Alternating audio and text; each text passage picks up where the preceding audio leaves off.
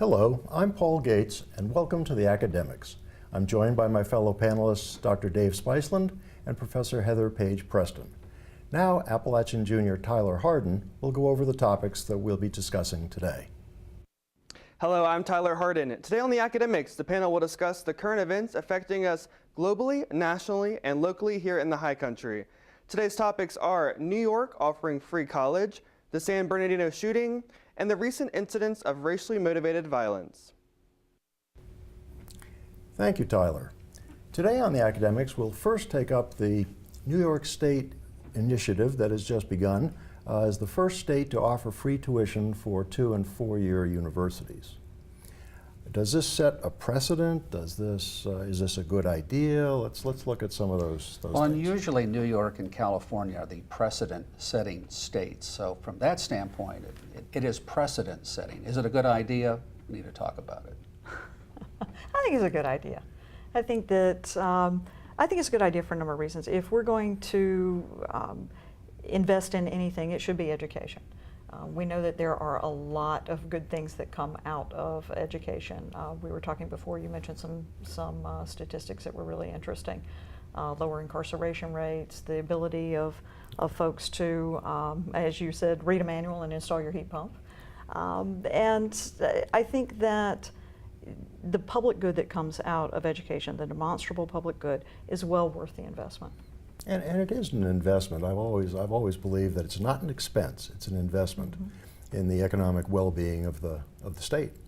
And there are things that are expected. If you get the freebie money, and it's not just freebie money, but you have to, spend so many years in the state, that kind of thing. Right, Yeah, the same yeah. number of years as you got the money. Yeah. So 3 years of tuition, you're obliged to stay for 3 years. And so the income you're earning goes back into the tax base. Well, and the question that we're sort of dancing around is who pays for it? Now, obviously, taxpayers will, and are taxpayers willing to fund this?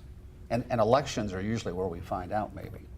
Right. Well, there's the investment part of it. You know, the Yeah. taxpayers put the money up front, and then the students graduate into a job that they will be paying tax money, taxes back into the state's coffers, Yeah, to having support the been program. lent to them. Yeah. And you know, the thing is, if they don't do this, if you suddenly take off and take a job in Florida, it becomes a loan, Yes. and so Converts to a loan. the money is going to be recovered one way or the other. And this is just the SUNY system, not the Yes. private schools. No, that's No. right. Okay. And of course, the private schools are squawking a little bit because it's a little more competition for them, and they've reached a compromise there in that private school students can get up to $3,000. It's a flat amount. But for the state schools, it's not an entire check that covers your entire tuition. It's what they call a last dollar scholarship. Where after you subtract what you get from Pell Grants and other scholarships, they'll top it off to cover the rest of the bill. So it might Yeah. not be that much And of an expense. I also think, it recognizes the reality that today's college students have that we did not, which is the true cost of going to college is much, much more than just the check you write to the university. It's room and board at very high rates these days, particularly somewhere like New York. And we're not just talking New York City because SUNY's spread out around the state, but it's very expensive. Some estimates say upwards of $14,000 for just room and board. Yeah. And I hear people say everybody should be able to go to college.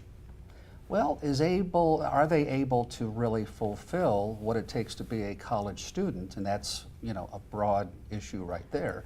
It's more than just staying awake in your classroom, which would be nice. And it really begs the question about what is K through 12 doing? Can K through 12 do a lot of what is expected, like reading a manual, the technical schools?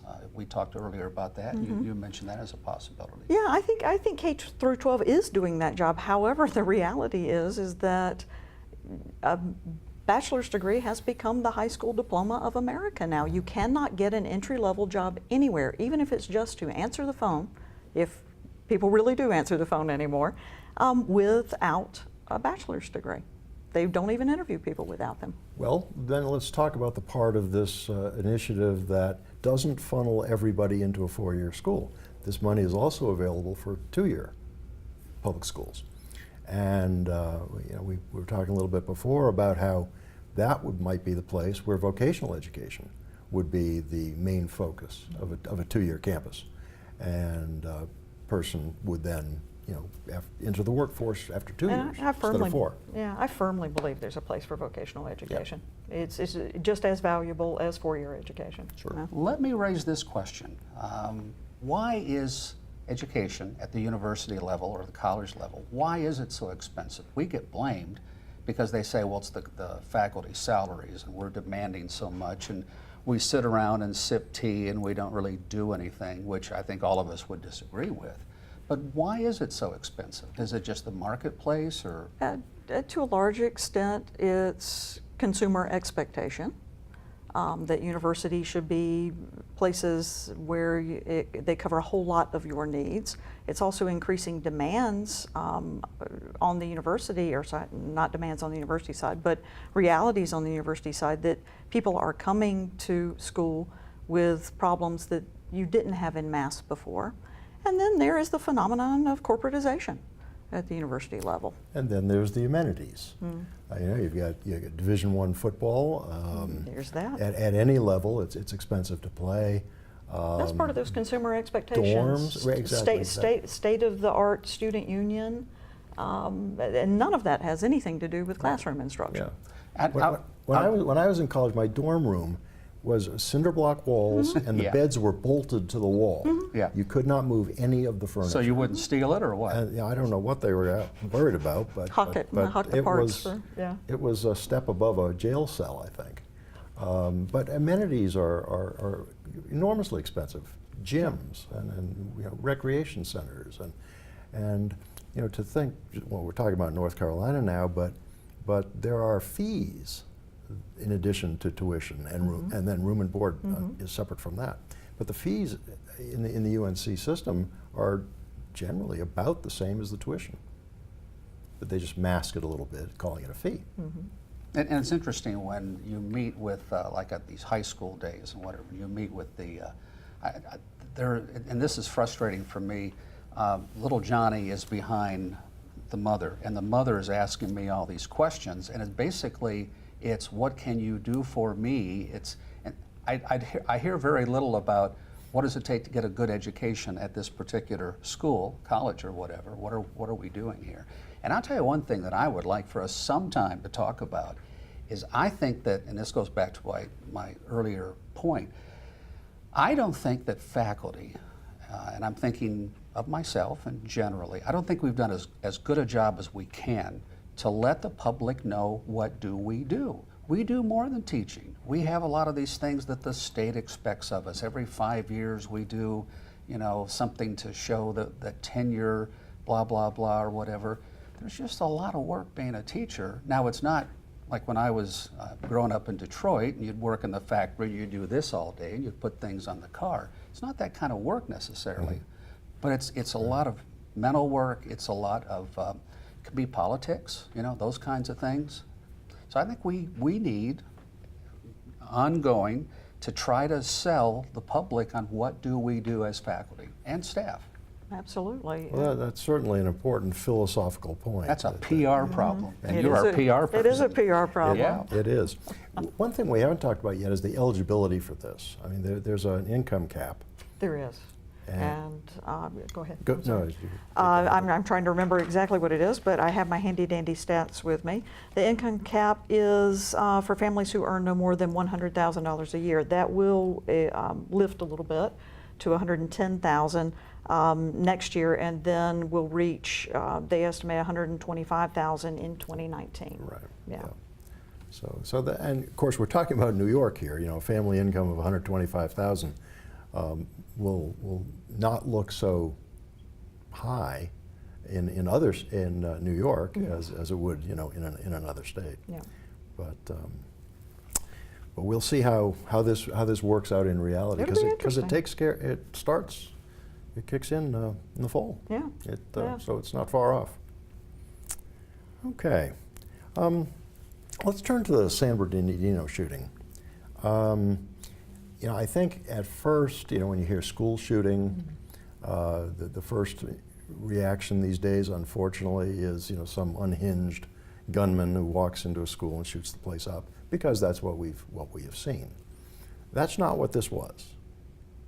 Is there? Well, this is interesting that we're led to think one way. Yeah, I saw the headline this is first, entirely different. and the headline said school shooting. Right. Well, it took place at a school, but it was an incident of domestic violence. There happened to be 2 students who unfortunately took refuge behind the woman who was the target. And it raises lots of interesting questions that certainly there's no way we can cover in a half-hour show here today. But for me, it raises interesting ideas in terms of what importance we put on safety, and the idea that safety can be guaranteed, that violence can be prevented. It goes hand in hand with a protect yourself gun culture, which we've seen on the rise in the past few years. The carry permit culture, as I call it. There are lots of stats involved in a discussion of this, and I mean, we could go any number of ways. So sure, I mean, we could take this in a terrorist direction too, which we might do in a minute or so. Weren't they married in January? Not long, yes. Yeah, that's right. Very short. Yeah. Maybe some discussion of counseling services, those kinds of things. Now, personally, I'm a believer in Second Amendment rights, but it's not total. It's not a. There are problems with it, just like there are curbs on free speech. The First Amendment.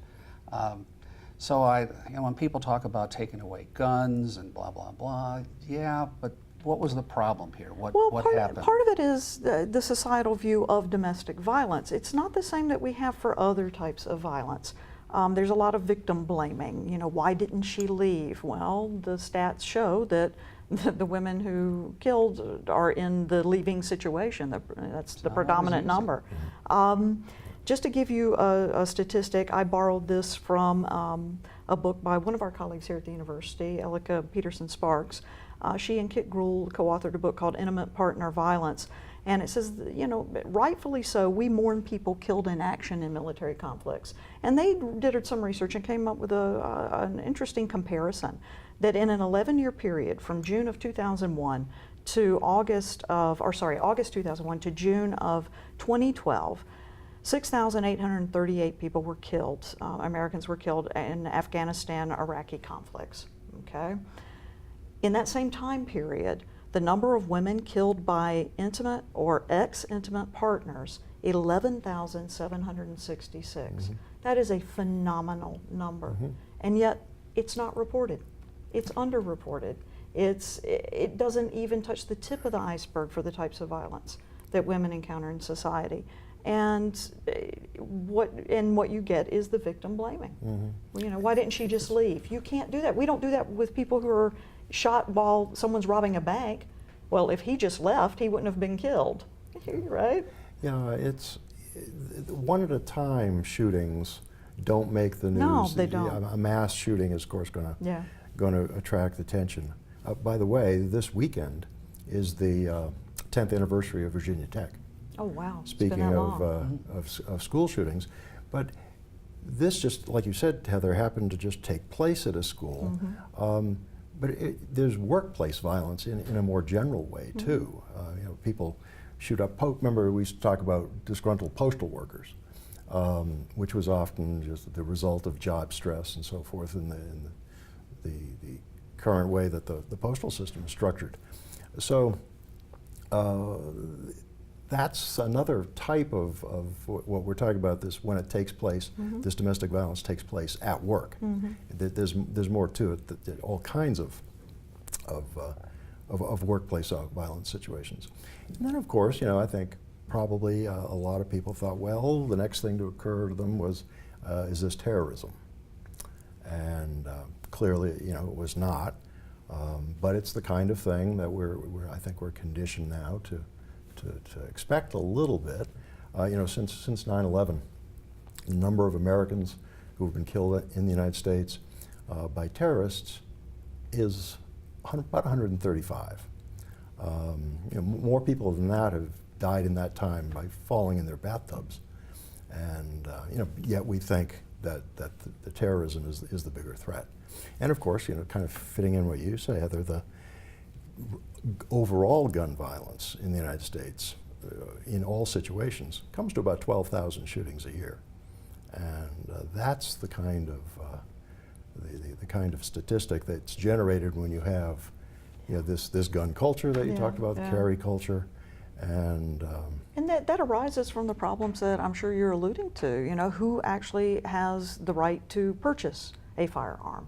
And there's been lots of discussion and lots of resistance to the discussion about limiting if you have mental health problems, right? If you already have a history of hate crime or domestic violence, you probably ought not to be allowed to buy something that can kill someone else. But there's been a lot of resistance to that would infringe on, it would start the ball rolling to infringe on everybody's right. Mm-hmm.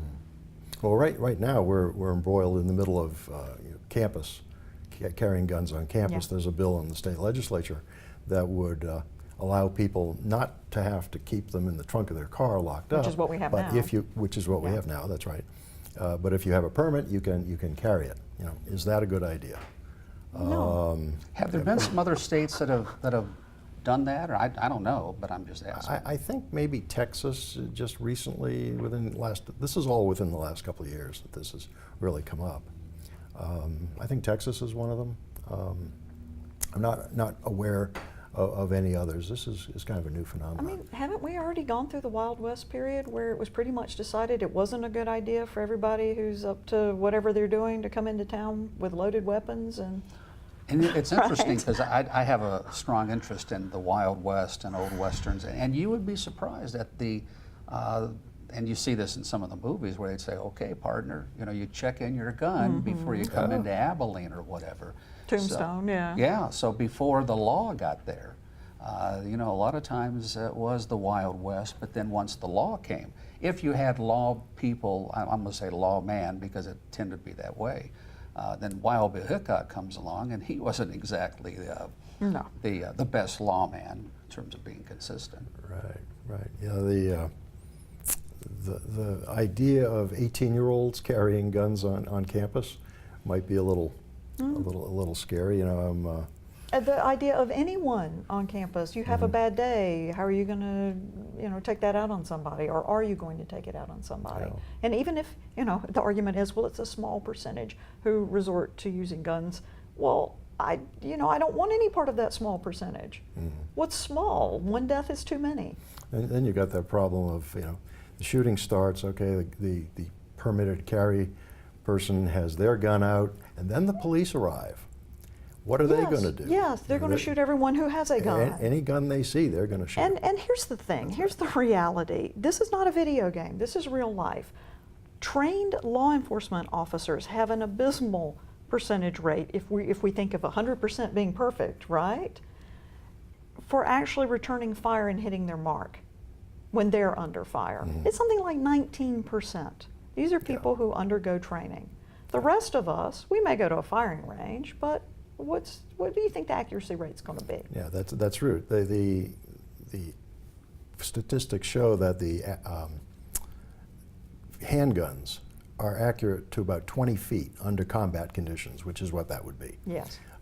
So yes, it takes a highly skilled marksman to hit what you're aiming at and under trust those me, kind of conditions. if someone's firing at you, you don't want to be within 20 feet of them. You want to be as far away as possible. Yes. Right. We should turn to our last topic. Racially motivated violence. It seems to be, Middle Easterners seem to be the targets a lot of times. I mean, this is what we're hearing about in the news as far as, limiting their access to the United States and so forth. Shooting in Kansas, a couple of Indian engineers, Indian being South Asian Indians. 2 shot, one of them dead. In Charlotte this week, an Indian grocery store was torched, not destroyed, but there was arson. And what's the cause of this? I mean, we've never seen Asians targeted before like this. Again, South Asians. What's this about? How does this happen? Well, there are a couple of studies out that link it directly to the heightened hate rhetoric of the past presidential election, coming from the current administration as well. When you have policies to ban Muslims from coming into the country, when you say you want to build a wall to keep out Mexicans who are bringing all of the drugs into the country and weapons into the country, you're going to see that as a rubber stamp of approval if you're predisposed to not liking people who don't look like you. And I'm not going to blame Trump.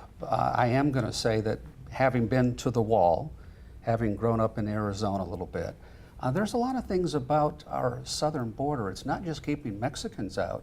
I was near Douglas, Arizona a couple of years ago, and I was right on the border. In fact, they have built a better, they used to have a barbed wire fence, which was real easy to get through, but then they have built a little better wall. But this woman said, yeah, there was some, she said Pakistanis, I don't know if it was Pakistanis, but she said there was these people that came in and they said they were calling for the border agents, because the border agents, they can get a certain amount of money, get a bus ticket, go anywhere in the US, those kinds of things. So our southern border is more than just Mexicans coming through. In fact, it's a lot of people who are the bad guys who are terrorists, from some of the research that I've seen. So we don't want bad people coming into this country.